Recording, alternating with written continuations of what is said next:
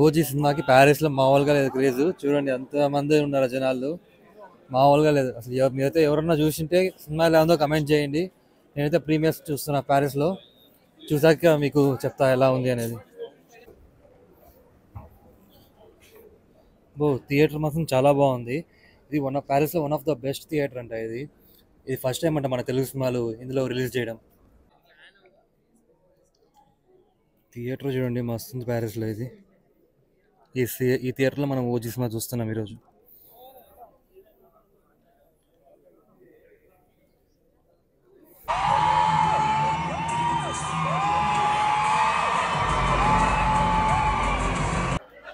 Just ఇప్పుడే movie అయితే అయిపోయింది.